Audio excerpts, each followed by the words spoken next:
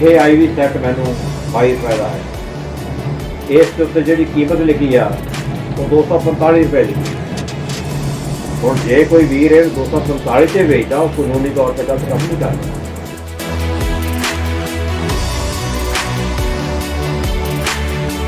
तो गुरु साहब ने अरदास की है, तुसीं भी अरदास करो, मैं भी करदा कि इसनूं नेपरे चढ़ दिए। साडी इच्छा यह है कि ये चीज़ हर एक शहर खुल जानी चाहिए है, हर एक घर, हर एक छोटे छोटे कस्बे खुल जानी चाहिए है।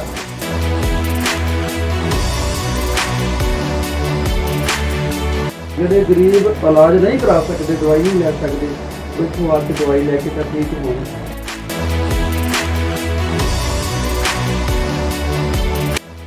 सब तो वड्डी ठगी जगह MRP सिस्टम ये ट्रांसपेरेंट जिन्हें ਅਸੀਂ पारदर्शी कह देंगे, और MRP सिस्टम पारदर्शी नहीं है।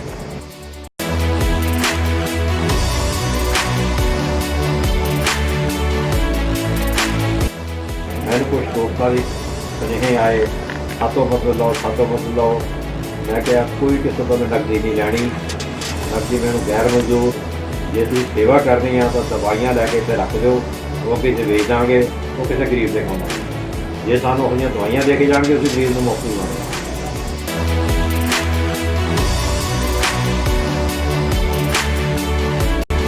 ਜਿਹੜਾ ਗੁਰੂ ਨਾਨਕ ਦੇਵ ਜੀ ਦੇ ਨਾਮ ਤੇ ਮੋਦੀਖਾਨਾ ਖੋਲ੍ਹਿਆ ਗਿਆ ਹੈ, ਜਿੱਥੇ ਬਹੁਤ ਹੀ ਸਸਤੀਆਂ ਦਵਾਈਆਂ ਤੇ ਇਸ ਹਸਪੀਟਲ ਦੇ ਵਿੱਚ ਬਹੁਤ ਸਸਤਾ ਇਲਾਜ। ਡਾਕਟਰ ਬਰਿੰਦਰ ਸਿੰਘ ਜੀ ਗਰੇਵਾਲ ਸਾਹਿਬ ਜੀ ਉਹਨਾਂ ਨੇ ਇਹ ਮੋਦੀਖਾਨਾ ਚਲਾਇਆ ਗੁਰੂ ਨਾਨਕ ਪਾਤਸ਼ਾਹ ਦੇ ਨਾਂ ਤੇ, ਜਿੱਥੇ ਅਸੀਂ ਸੰਗਤਾਂ ਨੂੰ ਬੇਨਤੀ ਕਰਦੇ ਹਾਂ ਕਿ ਜਿਹੜਾ ਗਰੀਬ ਇਲਾਜ ਨਹੀਂ ਕਰਾ ਸਕਦਾ ਉਹ ਹਸਪੀਟਲ ਆ ਕੇ ਇਲਾਜ ਵੀ ਕਰਾ ਸਕਦਾ। ਉਹਨੂੰ ਬਹੁਤ ਸਸਤਾ ਤੇ ਬਹੁਤ ਸਸਤੀਆਂ ਦਵਾਈਆਂ ਜਿਹੜੀ ਅੱਜ ਲੁੱਟ ਚੱਲ ਰਹੀ ਆ ਹਿੰਦੁਸਤਾਨ ਦੇ ਵਿੱਚ ਦਵਾਈਆਂ ਦੇ ਨਾਮ ਤੇ ਮੈਡੀਕਲ ਸਟੋਰ ਦੇ ਉੱਤੇ ਹਸਪੀਟਲ ਬਣੇ ਹੋਏ ਹਸਪੀਟਲਾਂ ਦੇ ਵਿੱਚ, ਪਰ ਇੰਨੀਆਂ ਦਵਾਈਆਂ ਸਸਤੀਆਂ। ਤੇ ਮੈਂ ਅੱਜ ਆ ਕੇ ਬਿੱਲ ਦੇਖੇ ਨੇ, ਬਿੱਲ ਦੇ ਵਿੱਚ ਇੰਨਾ ਸਸਤਾ ਤੇ ਜਿਹੜੇ ਪ੍ਰਿੰਟ ਲੱਗੇ ਨੇ ਇੰਨੇ ਜ਼ਿਆਦਾ ਲੱਗੇ ਨੇ, ਉਹ ਅਸੀਂ ਤੁਹਾਨੂੰ ਅੱਜ ਦਿਖਾਉਂਦੇ ਹਾਂ।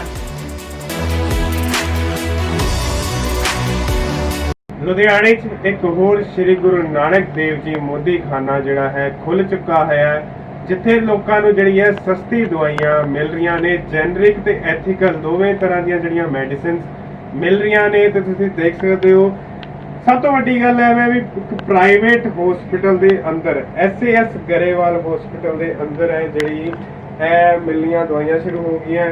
ਤੇ ਅਸੀਂ ਹੁਣ ਗਰੇਵਾਲ ਡਾਕਟਰ ਗਰੇਵਾਲ ਜੀ ਨਾਲ ਪਹਿਲਾਂ ਗੱਲਬਾਤ ਕਰਦੇ ਹਾਂ, ਉਹਨਾਂ ਤੋਂ ਪੁੱਛਦੇ ਹਾਂ ਵੀ ਇਹ ਸੋਚ ਕਿਸ ਤਰ੍ਹਾਂ ਆਈ ਵੀ ਇੱਕ ਪ੍ਰਾਈਵੇਟ ਹਸਪੀਟਲ ਦੇ ਅੰਦਰ ਵੀ, ਜਿੱਥੇ ਵੱਡੀਆਂ ਵੱਡੀਆਂ ਡਿਸਪੈਂਸਰੀ ਹੁੰਦੀ ਹੈ ਪ੍ਰਾਈਵੇਟ ਹਸਪੀਟਲ ਦੇ ਅੰਦਰ, ਉੱਥੇ ਵੀ ਜਿਹੜਾ ਹੈ ਗੁਰੂ ਨਾਨਕ ਮੋਦੀਖਾਨਾ, ਸ੍ਰੀ ਗੁਰੂ ਨਾਨਕ ਮੋਦੀਖਾਨਾ ਜਿਹੜਾ ਖੁੱਲ੍ਹ ਸਕਦਾ ਹੈ। ਸਭ ਤੋਂ ਵੱਡੀ ਗੱਲ ਇਹ ਆਉਂਦੀ ਹੈ ਵੀ ਤੁਹਾਡੇ ਇੱਥੇ ਪਹਿਲਾਂ ਵੀ ਜਿਹੜੀ ਡਿਸਪੈਂਸਰੀ ਚੱਲ ਹੀ ਰਹੀ ਸੀ, ਲੋਕੀ ਰੇਟ ਤੇ ਜਿਹੜੇ ਨੋਰਮਲ ਰੇਟ ਤੇ MRP ਤੇ ਦਵਾਈਆਂ ਲੈ ਹੀ ਰਹੇ ਸੀ। ਕਿਸ ਤਰ੍ਹਾਂ ਸੋਚ ਆਈ ਵੀ ਲੋਕਾਂ ਨੂੰ ਜੈਨਰਿਕ ਮੈਡੀਸਨ ਤੇ ਐਥੀਕਲ ਜਿਹੜੀ ਹੈ ਘੱਟ ਰੇਟ ਤੇ ਪ੍ਰੋਵਾਈਡ ਕੀਤੀ ਜਾਵੇ? देखो जी, मैं इस विषय में पिछले 5 सालों तो बहुत ज़्यादा नज़दीकी नाल देखिया। ये मेरी निगाह जो आया जो मैंने गुरु साहब ने कृपा की पंजाब मैडिकल कौंसल का प्रधान बनया, उदों कई तरह दियाँ एलीगेशनस, काउंटर एलीगेशनस डॉक्टर किते ते होर किते दे लागे रहे। उस टाइम एक स्टैचुरी बॉडी होने करके कई कागजां की घोख करने का मौका मिल जाता सी। उस टाइम सामने नज़र आया कि हर एक दवाई के 2-3 रेट होंदे ने। एक फैक्ट्री रेट होंदा, एक डीलर का रेट होंदा, एक स्टॉकिस्ट का रेट होंदा।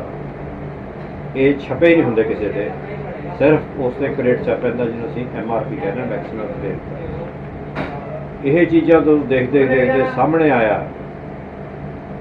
कि स्टॉकिस्ट प्राइस जी सानू मिलती सी, जी प्राइस तो सानू हॉस्पिटल दवाई आती है उन्होंने असीं स्टॉकिस्ट प्राइस कहने या हॉस्पिटल प्राइस कहने।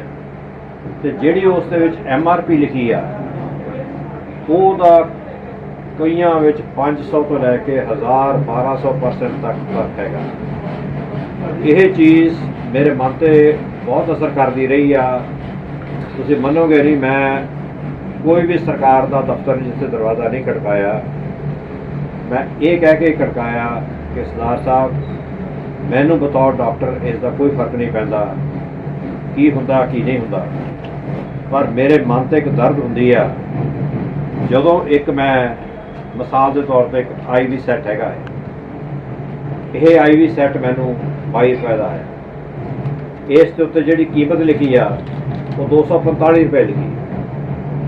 ਹੁਣ ਜੇ ਕੋਈ ਵੀਰ ਇਹਨੂੰ 245 ਤੇ ਵੇਚਦਾ ਉਹ ਕਾਨੂੰਨੀ ਤੌਰ ਤੇ ਗਲਤ ਕੰਮ ਨਹੀਂ ਕਰਦਾ, ਲੇਕਿਨ ਉਹਨੂੰ ਇਹ ਪਤਾ ਕਿ ਮੈਂ 22 ਰੁਪਏ ਦੀ ਚੀਜ਼ 245 ਰੁਪਏ ਦੀ ਵੇਚੀ।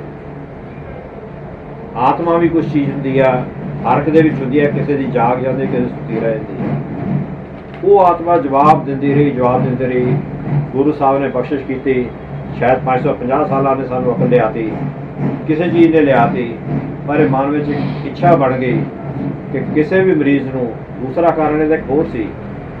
ਮੇਰੇ ਕੋਲ ਕੁਝ ਮਰੀਜ਼ ਐਸੇ ਆਉਂਦੇ ਜਾਂ ਅਜੇ ਵੀ ਆਉਂਦੇ ਨੇ ਜਿਹੜੇ ਦਵਾਈਆਂ ਖਾਂਦੇ ਵਿੱਚੋਂ ਦਵਾਈ ਛੱਡ ਜਾਂਦੇ ਸੀ। ਮੈਂ ਇਹਨਾਂ ਪੁੱਛਦਾ ਸੀ ਵੀ ਤੁਸੀਂ ਮੇਰੇ ਕੋਲ ਦਵਾਈ ਲਿਖਾਉਂਦੇ ਕਿ ਵਜ੍ਹਾ ਤੁਸੀਂ ਵਿੱਚੋਂ ਛੱਡਣੀ। ਕੁਛ ਉਹਨਾਂ ਤੋਂ ਸੱਚੇ ਤੌਰ 'ਤੇ ਮੈਨੂੰ ਇਹ ਕਹਿੰਦੇ ਸੀ ਕੀ ਕਰੀਏ, ਪੈਸੇ ਖਤਮ ਹੋ ਗਏ ਸੀਗੇ ਤਾਂ ਦਵਾਈ ਛੱਡਣੀ ਪਈ। ਮਨ ਵਿੱਚ ਇੱਕ ਇੱਛਾ ਆ ਗਈ, ਇੱਕ ਗੁਰੂ ਨੇ ਸ਼ਕਤੀ ਦਿੱਤੀ। ਇੱਕ ਸਿੰਘ 'ਚ ਖੜੇ ਇਹਨਾਂ ਨੇ ਦਰਬਾਰ ਸਾਹਿਬ ਦੇ ਭਾਈ ਸਾਹਿਬ ਭਾਈ ਕਾਰੇ ਸਿੰਘ ਜੀ, ਹਜ਼ੂਰੀ ਰਾਗੀ ਨੇ ਦਰਬਾਰ ਸਾਹਿਬ ਦੇ, ਐਸੇ ਲੋਕਾਂ ਤੋਂ ਉਤਸ਼ਾਹ ਮਿਲਦਾ ਰਿਹਾ ਕਿ ਇਹ ਇੱਕ ਸੇਵਾ ਹੀ ਹੈ, ਜਿੰਨੀ ਕਰ ਸਕੇ ਉਹਨੇ ਥੋੜ੍ਹੀ ਹੈ। ਸਰਕਾਰ ਦੇਖੋ, ਜੇ ਮੈਂ ਕਹਾਂ ਸਰਕਾਰ ਨੂੰ ਨਹੀਂ ਪਤਾ ਤਾਂ ਉਹਨਾਂ ਨੂੰ ਪਤਾ। ਉਹਨਾਂ ਨੇ ਜਨ ਔਸ਼ਧੀ ਕੇਂਦਰ ਖੋਲ੍ਹੇ ਹੋਏ, ਉੱਥੇ ਦਵਾਈ ਸਸਤੀ ਹੈ। ਪਤਾ ਹੋਣ ਦੇ ਬਾਵਜੂਦ ਵੀ ਸਾਰੇ ਪਾਸੇ ਕੰਮ ਨਹੀਂ ਹੋਇਆ। ਇਸ ਚੀਜ਼ ਨੂੰ ਮੈਂ ਆਖਰੀ ਵਾਰੀ 6 ਮਾਰਚ ਨੂੰ ਦਿੱਲੀ ਇਸ ਕੰਮ ਦੇ ਸਭ ਤੋਂ ਵੱਡੇ ਅਫਸਰ ਜਿਹਨੂੰ ਨੈਸ਼ਨਲ ਫਾਰਮਾਸਿਊਟੀਕਲ ਪ੍ਰਾਈਸਿੰਗ ਅਥਾਰਟੀ ਜਿਹਨੂੰ ਕਹਿੰਦੇ ਆ, ਉਹਨਾਂ ਦੇ ਚੇਅਰਮੈਨ ਨੂੰ ਮਿਲਿਆ, ਨੀਤੀ ਆਯੋਗ ਦੇ ਮੈਂਬਰ ਸਾਹਿਬਾਨ ਉਹਨਾਂ ਨੂੰ ਮਿਲ ਕੇ ਆਇਆ। ਮੈਂ ਉਹਨਾਂ ਨੂੰ ਦਿਖਾ ਕੇ ਆਇਆ। ਮੈਂ ਉਹਨਾਂ ਨੂੰ ਇਹ ਚੀਜ਼ ਦਿਖਾਈ ਕਿ ਦੇਖੋ ਜੀ, ਮੈਨੂੰ ਇੰਨੇ ਦੀ ਮਿਲਦੀ ਹੈ, ਤੁਸੀਂ ਮੈਨੂੰ ਕਰਪਟ ਬਣਾਉਣ ਲਈ ਕਿਉਂ ਪ੍ਰਮੋਟ ਕਰ ਰਹੇ ਹੋ? ਜੇ ਮੈਂ 21 ਰੁਪਏ ਦੀ ਚੀਜ਼ 200 ਰੁਪਏ ਦੀ ਵੇਚਾਂ ਕਿਸੇ ਨੂੰ, 21 ਰੁਪਏ ਦੀ ਚੀਜ਼ ਚਾਹੇ ਮੈਂ 100 ਰੁਪਏ ਦੀ ਵੇਚਾਂ, ਉਹ ਵੀ ਮੇਰੇ ਸਾਹਮਣੇ ਪਾਪ ਆ। 500 ਗੁਣਾ 20 ਰੁਪਏ ਦੀ ਚੀਜ਼ 21 ਰੁਪਏ ਦੀ ਚੀਜ਼ ਮੈਂ ਕਿਉਂ ਇੰਨੀ ਮਹਿੰਗੀ ਵੇਚਾਂ? ਤੁਸੀਂ ਸਰਕਾਰ ਦੇ ਤੌਰ ਤੇ, ਮੈਂ ਨਹੀਂ ਚਾਹੁੰਦਾ ਕੋਈ ਇਸ 'ਚੋਂ ਕਿਸੇ ਨੂੰ ਵੀ ਘਾਟਾ ਪਵੇ, ਨਾ ਕਿਸੇ ਫੈਕਟਰੀ ਨੂੰ ਘਾਟਾ ਪੈਣਾ ਚਾਹੀਦਾ, ਨਾ ਕਿਸੇ ਡੀਲਰ ਨੂੰ ਘਾਟਾ ਪੈਣਾ ਚਾਹੀਦਾ, ਨਾ ਕਿਸੇ ਸਟਾਕਿਸਟ ਨੂੰ ਘਾਟਾ ਪੈਣਾ ਚਾਹੀਦਾ, ਨਾ ਕਿਸੇ ਰਿਟੇਲਰ ਨੂੰ ਘਾਟਾ ਪੈਣਾ ਚਾਹੀਦਾ। ਪਰ ਤੁਸੀਂ ਮਾਰਜਨ ਡਿਫਾਈਨ ਕਰ, ਇੰਨਾ ਕੰਮ ਧੱਕਾ ਨਾ ਕਰੋ, ਕਿਉਂਕਿ ਜੇ ਸਾਡਾ ਮਹਿਕਮੇ ਦੀ ਜਿਹੜੀ ਚੀਜ਼ ਕੋਈ ਵਰਤਦਾ ਨਾ ਜੀ, ਉਹ ਮਜਬੂਰੀ ਨਾਲ ਵਰਤਦਾ, ਖੁਸ਼ੀ ਨਾਲ ਕੁਛ ਨਹੀਂ ਖਾਂਦਾ ਸਕਦਾ। ਜੇ ਸ਼ੂਗਰ ਵੱਧਦਾ ਤਾਂ, ਬਲੱਡ ਪ੍ਰੈਸ਼ਰ ਵੱਧਦਾ ਤਾਂ, ਕੈਂਸਰ ਹੁੰਦਾ ਤਾਂ, TB ਹੁੰਦੀ ਤਾਂ, ਕੋਈ ਵੀ ਬਿਮਾਰੀ ਹੁੰਦੀ ਹੈ, ਉਹ ਤੁਸੀਂ ਮਜਬੂਰੀ ਨਾਲ ਕਰਦੇ, ਖੁਸ਼ੀ ਨਾਲ ਕੋਈ ਨਹੀਂ। ਮੈਂ ਕਹਿ ਕਰਦੇ ਹਾਂ ਜੀ, ਦੇਖਦੇ ਹਾਂ ਜੀ, ਕਰਦੇ ਦੇਖਦੇ ਹਾਂ। ਸੋ ਇਹ ਮਨ ਵਿੱਚ ਇੱਕ ਇੱਛਾ ਸੀ, ਚੱਲ ਮਨਾ ਉਹਨਾਂ ਨੇ ਤਾਂ ਪਤਾ ਨਹੀਂ ਕਦੋਂ ਕਰਨੀ ਆ, ਤੂੰ ਤਾਂ ਕਰਦੇ ਸ਼ੁਰੂ। ਤਾਂ ਗੁਰੂ ਸਾਹਿਬ ਨੇ ਅਰਦਾਸ ਕੀਤੀ ਆ, ਤੁਸੀਂ ਵੀ ਅਰਦਾਸ ਕਰੋ, ਮੈਂ ਵੀ ਕਰਦਾ ਕਿ ਇਸ ਨੂੰ ਨੇਪਰੇ ਚਾੜ੍ਹ ਦਈਏ। ਸਾਡੀ ਇੱਛਾ ਇਹ ਆ ਕਿ ਇਹ ਚੀਜ਼ ਹਰ ਇੱਕ ਸ਼ਹਿਰ 'ਚ ਖੁੱਲ੍ਹ ਜਾਣੀ ਚਾਹੀਦੀ ਹੈ, ਹਰ ਇੱਕ ਘਰਾਣੇ, ਹਰ ਇੱਕ ਛੋਟੇ ਛੋਟੇ ਕਸਬੇ 'ਚ ਖੁੱਲ੍ਹ ਜਾਣੀ ਚਾਹੀਦੀ ਆ, ਤਾਂ ਕਿ ਦੁਨੀਆ ਇਲਾਜ ਕਰਨ ਪਿੱਛੇ ਨਾ ਰਹਿ ਜੇ। ਬਾਕੀ ਜੰਮਣ ਮਰਨਾ ਤਾਂ ਗੁਰੂ ਦੇ ਹੱਥ ਵਿੱਚ ਆ, ਲੇਕਿਨ ਇਲਾਜ ਪਿੱਛੇ ਨਾ ਰਹਿ ਜੇ। ਕਾਲੇ ਸਿੰਘ ਜੀ, ਅੱਜ ਤੁਸੀਂ ਆਏ, ਦਵਾਈਆਂ ਇੱਥੇ ਪਈਆਂ, ਰੇਟ ਦਾ ਕਿੰਨਾ ਕੁ ਫਰਕ ਤੁਹਾਨੂੰ ਲੱਗਿਆ ਤੇ ਇੱਥੇ ਆ ਕੇ ਕਿੱਦਾਂ ਦਾ ਲੱਗਿਆ? ਇਹ ਜੀ ਡਾਕਟਰ ਸਾਹਿਬ ਜੀ ਦੇ, ਗੁਰੂ ਰਾਮਦਾਸ ਸਾਹਿਬ ਦੀ ਬਹੁਤ ਕਿਰਪਾ ਹੈ, ਪਰਿਵਾਰ ਤੇ ਪੂਰੇ ਦੀ ਕਿਰਪਾ ਹੈ।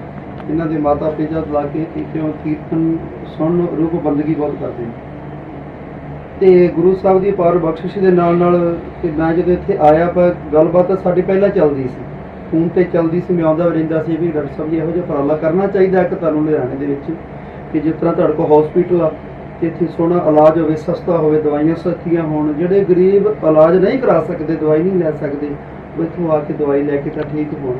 ਤੇ ਇਹਨਾਂ ਨੇ ਬੜੀ ਉਹ ਮਨ 'ਚ ਬੈਠ ਗਈ ਕਿ ਇਹ ਸੇਵਾ ਕਰਨੀ ਹੈ, ਕਾਰ ਸਿੰਘ ਜੀ ਕਰਨੀ ਹੈ। ਤੇ ਇਹਨਾਂ ਨੇ ਜਦੋਂ ਮੈਂ ਇੱਥੇ ਅੱਜ ਆਇਆ ਸੀ ਤੇ ਕਹਿੰਦੇ ਜੀ ਸ਼ੁਰੂ ਕਰ ਦਿੱਤਾ ਆ, ਤੇ ਸਾਡਾ ਤੇ ਮੈਂ ਕਿਹਾ ਵੀ ਮੈਨੂੰ ਤਾਂ ਦੱਸਿਆ ਨਹੀਂ ਗਾ ਵੀ ਸ਼ੁਰੂ ਕਰ ਦਿੱਤਾ। ਮੈਂ ਤੇ ਇੱਥੇ ਆ ਕੇ ਪਤਾ ਲੱਗਾ ਤੇ ਇਹਨਾਂ ਦੀਆਂ ਬਹੁਤ ਸਸਤੀਆਂ ਦਵਾਈਆਂ, ਇੰਨਾ ਕੁ ਸਸਤਾ ਜਿਸ ਤਰ੍ਹਾਂ ਨੇ ਦੱਸਿਆ। ਦਵਾਈਆਂ ਦੇ ਉੱਤੇ ਮੈਂ ਰੇਟ ਦੇਖੇ, ਉਹ ਜ਼ਿਆਦੇ ਨੇ, ਪਰ ਜਿਹੜੇ ਇਹਨਾਂ ਦੇ ਬਿੱਲ ਨੇ ਉਹਨਾਂ ਦੇ ਬੜੇ ਥੋੜ੍ਹੇ ਰੇਟ ਨੇ, ਉਹ ਬਿੱਲ ਵਾਲੇ ਰੇਟ ਹੀ ਇਹ ਲਾ ਰਹੇ ਨੇ। ਇਹ ਬਹੁਤ ਵਧੀਆ ਉਪਰਾਲਾ ਹੈ। ਮੈਂ ਸੰਗਤ ਨੂੰ ਬੇਨਤੀ ਕਰਦਾ ਕਿ ਗੁਰੂ ਪਾਤਸ਼ਾਹ ਕਿਰਪਾ ਕਰਨ, ਬਖਸ਼ਣ ਕਰਨ, ਤੁਸੀਂ ਇਸ ਦਵਾਈ ਨੂੰ ਖਾ ਕੇ ਇੱਥੋਂ ਇਲਾਜ ਕਰਾ ਕੇ ਠੀਕ ਹੋ। ਪਰ ਜਿਹੜੇ ਮਰੀਜ਼ ਜਿਹੜੇ ਬਾਹਰੋਂ ਮਹਿੰਗੇ ਇਲਾਜ ਨਹੀਂ ਕਰਾ ਸਕਦੇ, ਉਹ ਇੱਥੇ ਆ ਕੇ ਇਲਾਜ ਵੀ ਕਰਾਓ, ਇੱਥੋਂ ਆ ਕੇ ਮੈਡੀਸਿਨ ਲਓ, ਤੇ ਗੁਰੂ ਸਾਹਿਬ ਬਖਸ਼ਿਸ਼ ਕਰਨ ਤੁਹਾਡੇ ਤੇ। ਮੈਨੂੰ ਬਹੁਤ ਵਧੀਆ ਲੱਗਾ, ਬਹੁਤ ਚੰਗਾ ਲੱਗਾ। ਕਾਲੇ ਸਿੰਘ ਜੀ, ਗੱਲ ਇਹ ਆਉਂਦੀ ਹੈ ਕਿ ਕੀ SGPC ਵੱਲੋਂ ਇਹੋ ਜਿਹੇ ਕੋਈ ਮੋਦੀਖਾਨੇ ਅੱਗੋਂ ਖੋਲੇ ਜਾਣਗੇ ਕਿ ਨਹੀਂ ਖੋਲੇ ਜਾਣਗੇ? ਬਿਲਕੁਲ ਖੋਲ੍ਹੇ ਜਾਣਗੇ।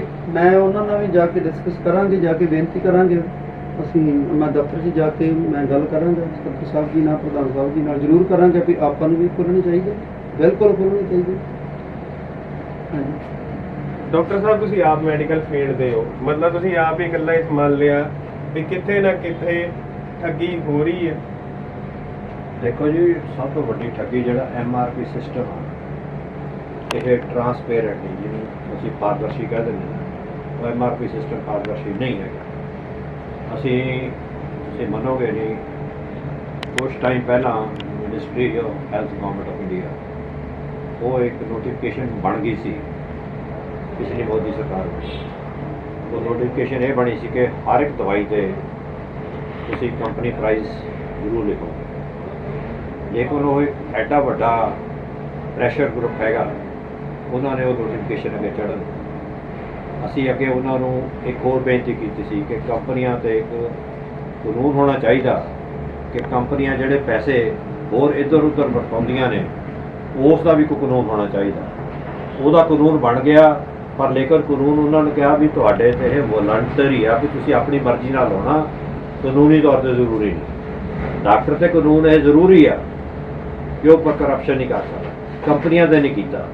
ਸੋ ਇਹ ਕੁਛ ਹੈਗੀਆਂ ਮੇਰੇ ਹਿਸਾਬ ਨਾਲ ਇਹ ਚੀਜ਼ਾਂ ਤਾਂ ਸਾਸਾਂ ਦੇ ਸੰਗਤ ਜਾਂ ਜਨਤਾ, ਸਰਕਾਰ ਨੂੰ, ਸਿਆਸਤਦਾਨ ਨੂੰ ਹਰ ਇੱਕ ਦੇ ਇਸ ਚੀਜ਼ ਦਾ ਪ੍ਰੈਸ਼ਰ ਪਾਓ ਤਾਂ ਇਹ ਚੀਜ਼ ਹੋਊਗੀ, ਕਿਉਂਕਿ ਇਹ ਬਹੁਤ ਵੱਡਾ ਇੱਕ ਕੰਮ ਚੱਲ ਰਿਹਾ, ਜਿਸ ਨੂੰ ਕਿ ਖਤਮ ਕੀਤਿਆਂ ਹੀ ਲੋਕਾਂ ਨੂੰ ਰਾਹਤ ਮਿਲਣੀ ਆ।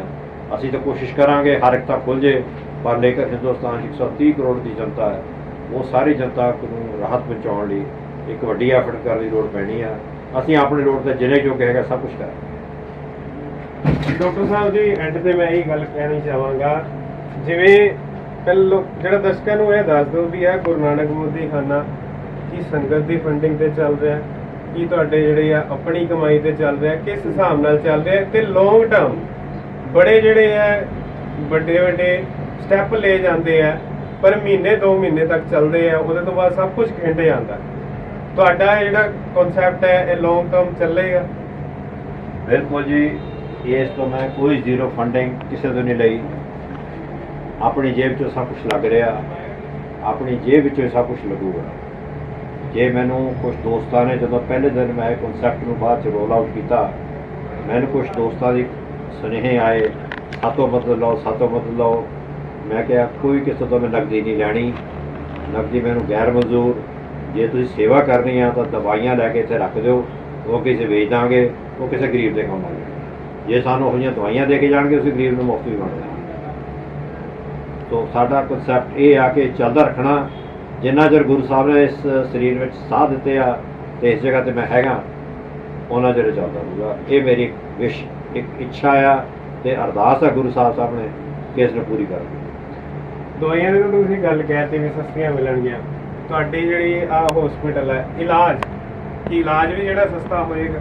ਇਲਾਜ ਦਾ ਮੈਂ ਤੁਹਾਨੂੰ ਇਹ ਚੀਜ਼ ਗੱਲ ਦੱਸਾਂ ਨਾ, ਦਵਾਈ ਦਾ ਕਿੰਨਾ ਕੁ ਰੋਲ ਹੈਗਾ ਇਹ ਟ੍ਰੀਟਮੈਂਟ ਦੇ ਵਿੱਚ। ਤੁਸੀਂ ਡਾਕਟਰ ਨੂੰ ਇੱਕ ਵਾਰੀ ਪਰਚੀ ਬਣਾਉਂਦੇ ਹੋ 100 ਦੀ, 200 ਦੀ, 300 ਦੀ, 500 ਦੀ, ਡਾਕਟਰ ਤੋਂ ਡਾਕਟਰ ਡਿਪੈਂਡ ਕਰਦਾ। ਉਹਦੇ ਕੋਲ ਤਾਂ ਤੁਸੀਂ ਮਹੀਨੇ ਬਾਅਦ ਜਾਣਾ, ਪਰ ਲੇਕਿਨ ਉਹ ਪਰਚੀ 'ਤੇ ਜੋ ਤੁਹਾਡਾ ਖਰਚਾ ਲਿਖਿਆ ਹੋਇਆ, ਉਹ ਪਰਚੀ 'ਤੇ ਲਿਖਿਆ ਹੋਇਆ। ਸਭ ਤੋਂ ਜ਼ਰੂਰੀ ਉਹ ਹੈਗਾ, ਸਾਡੇ ਹਸਪਤਾਲ ਜੇ ਕੋਈ ਦਾਖਲ ਹੋ ਵੀ ਜਾਊਗਾ, 2, 4, 5 ਦਿਨ ਬਾਅਦ ਛੁੱਟੀ ਹੋ ਕੇ ਚਲੇ ਜਾਣਾ। ਉਸ ਤੋਂ ਬਾਅਦ ਜਿਹੜੀ ਉਹਦੀ ਪਰਚੀ ਲਿਖੀ ਜਾਣੀ ਬਿਮਾਰੀ ਦੀ, ਸਭ ਤੋਂ ਜ਼ਿਆਦਾ ਉਸ ਡਾਕਟਰੀ ਸਿਹਤ ਲਈ ਸਭ ਤੋਂ ਜ਼ਿਆਦਾ ਖਰਚਾ ਜਿਹੜਾ ਤੁਹਾਡਾ ਹੈ 70% ਖਰਚਾ ਤੁਹਾਡਾ ਦਵਾਈਆਂ ਦਾ। ਇਲਾਜ ਕੋਈ ਬਹੁਤਾ ਮਹਿੰਗਾ ਖਰਚਾ ਨਹੀਂ ਹੁੰਦਾ। ਦੂਜੇ ਹਸਪਤਾਲਾਂ ਦਾ ਇਲਾਜ ਵੀ, ਕਾਰਪੋਰੇਟਸ ਦਾ ਇਲਾਜ ਵੀ ਸਸਤਾ ਹੋ ਜੂਗਾ। ਭਾਈ ਸਾਹਿਬ, ਮੇਰੀ ਬੇਨਤੀ ਕਿ ਯਾਦ ਰੱਖਿਓ, ਜੇ ਇਹ MRP ਸਿਸਟਮ ਟਰਾਂਸਪੇਰੈਂਟ। ਧੰਨਵਾਦ ਜੀ ਤੁਹਾਡਾ। ਜਿਵੇਂ ਕਿ ਅਸੀਂ ਹੁਣ ਗੱਲਬਾਤ ਕਰਕੇ ਹਟੇ ਹਾਂ ਤੇ ਲੁਧਿਆਣਾ ਵਾਸੀਆਂ ਵਾਸਤੇ ਸਭ ਤੋਂ ਮੈਂ ਕਹਿ ਸਕਦਾ ਇੱਕ ਵੱਡੀ ਖੁਸ਼ੀ ਦੀ ਖਬਰ ਹੈ, ਜਿਹੜਾ ਸ਼੍ਰੀ ਗੁਰੂ ਨਾਨਕ ਮੋਦੀ ਖਾਨਾ ਜੀ ਜਿਹੜਾ ਖੁੱਲ ਚੁੱਕਾ ਹੈ। ਤੁਸੀਂ ਦੇਖ ਸਕਦੇ ਹੋ ਇੱਥੇ ਤੁਸੀਂ ਆ ਕੇ ਜਿਹੜੀਆਂ ਸਸਤੀਆਂ ਦਵਾਈਆਂ ਜਿਹੜੀਆਂ ਖਰੀਦ ਸਕਦੇ ਹੋ। ਤੇ ਤੁਹਾਨੂੰ ਮੈਂ ਦੱਸ ਹੀ ਦਿੱਤਾ SAS ਗਰੇਵਾਲ ਹਸਪੀਟਲ ਹੈ, ਉੱਥੇ ਤੁਸੀਂ ਆ ਕੇ ਜਿਹੜਾ ਹੈ ਆਪਣਾ ਜਿਹੜਾ ਹੈ ਦਵਾਈਆਂ ਸਸਤੇ ਰੇਟ ਤੇ ਤੁਹਾਨੂੰ ਜਿਹੜੀਆਂ ਪ੍ਰੋਵਾਈਡ ਕੀਤੀਆਂ ਜਾਣਗੀਆਂ। ਜੇ ਤੁਹਾਨੂੰ ਜੈਨਰਿਕ ਚਾਹੀਦੀਆਂ ਤਾਂ ਜੈਨਰਿਕ ਮਿਲਣਗੀਆਂ, ਜੇ ਤੁਹਾਨੂੰ ਐਥੀਕਲ ਦਵਾਈਆਂ ਚਾਹੀਦੀਆਂ ਤਾਂ ਐਥੀਕਲ ਮਿਲਣਗੀਆਂ। ਤੇ ਜਿਹੜੀ ਹੈ ਤੁਹਾਨੂੰ ਦੱਸਦੀ ਹੈ ਵੀ ਘੱਟ ਰੇਟ ਤੇ ਜਿਹੜੀਆਂ ਦਵਾਈਆਂ ਮਿਲਣਗੀਆਂ। ਜਿੰਨੇ ਰੇਟ ਤੇ ਆਈਆਂ ਨੇ ਉਹਦੇ 'ਚ ਇਹ ਜਿਹੜਾ 20% ਦਾ ਮਾਰਜਨ ਰੱਖ ਕੇ, ਜ਼ਿਆਦਾ ਨਹੀਂ ਸਿਰਫ 20% ਦਾ ਮਾਰਜਨ ਰੱਖ ਕੇ ਜਿਹੜਾ ਕਸਟਮਰਸ ਨੂੰ ਦੇਣਗੇ। ਸੋ ਵੱਧ ਤੋਂ ਵੱਧ ਜਿਹੜਾ ਹੈ 20% ਦਾ ਜਿਹੜਾ ਮਾਰਜਨ ਰੱਖ ਕੇ, ਇਹ ਤੋਂ ਘੱਟ ਵੀ ਹੋ ਸਕਦਾ ਹੈ ਪਰ ਇਹਦੇ ਤੋਂ ਜਿਹੜਾ 20% ਤੋਂ ਵੱਧ ਨਹੀਂ ਹੋ ਸਕਦਾ। ਸੋ ਇਹ ਸੀਗੀ ਅੱਜ ਦੀ ਖਬਰ। ਵਧੇਰੀ ਖਬਰਾਂ ਲਈ ਜੁੜੇ ਰਹੋ ਲੁਧਿਆਣਾ ਟਾਈਮਸ ਦੇ ਨਾਲ। ਕੈਮਰਾਮੈਨ ਸੰਤੋਸ਼ ਮਥਾਰੂ ਦੇ ਨਾਲ ਕੁਵਰਜੋਤ ਸਿੰਘ ਦੀ ਰਿਪੋਰਟ। ਵਧੇਰੇ ਜਾਣਕਾਰੀ ਲਈ ਸਬਸਕ੍ਰਾਈਬ ਕਰੋ ਸਾਡਾ YouTube ਚੈਨਲ ਪਬਲਿਕ ਟਾਈਮਜ਼ ਅਤੇ ਨੋਟੀਫਿਕੇਸ਼ਨ ਲਈ ਬੈਲ ਆਈਕਨ ਤੇ ਕਲਿੱਕ ਕਰਨਾ ਨਾ ਭੁੱਲੋ।